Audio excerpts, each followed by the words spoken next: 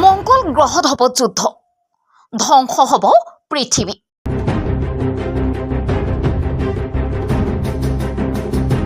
পাঁচ হাজাৰ ৭৯ বৰ্ষলৈকে বাবা ভাংকাৰ কেইবাটাও ভয়ংকৰ ভৱিষ্যতবাণী।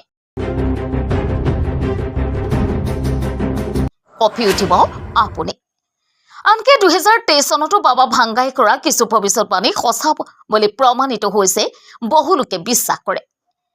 তেওঁ ২০২৫ আৰু আগন্তুক বছৰবোৰৰ বিষয়েও ভৱিষ্যতবাণী কৰিছে। এই ভৱিষ্যতবাণী আপোনালোকৰো অন্তৰাত্মা কঁপি উঠিব। সঠিক ভৱিষ্যতবাণী দিয়াৰ বাবে বিখ্যাত বুলগেৰিয়াৰ বাবা ভাংকাৰ বহু ভৱিষ্যতবাণী সঁচা হৈছে। ইয়াৰে এটা আছিল ৱৰ্ল্ড ট্ৰেড চেণ্টাৰ WTCত আক্ৰমণ।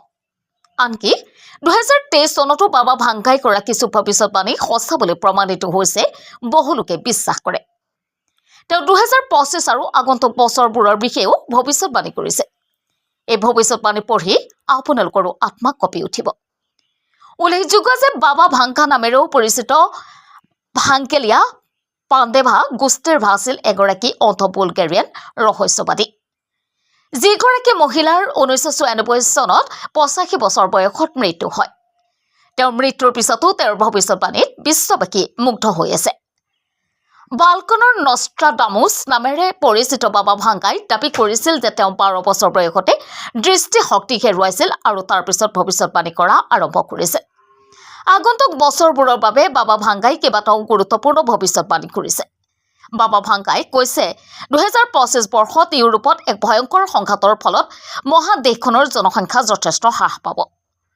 ২০২৮ বৰ্ষত শক্তিৰ নতুন উৎস বিচাৰি উলিওৱাৰ প্ৰয়াসত মানৱ শুক্ৰ গ্ৰহত উপনীত হ'ব। ২০৩৩ বৰ্ষত মেৰু বৰফ গলি সাগৰৰ জলপৃষ্ঠ যথেষ্ট বৃদ্ধি পাব। ২০৭৪ বৰ্ষত বিশ্বজুৰি পুনৰ ঘূৰি আহিব কমিউনিজম বা সাম্যবাদ। ২০৩১ বৰ্ষত অপাৰ্থিৱ সভ্যতাৰ সৈতে সংস্পৰ্শ হ'ব।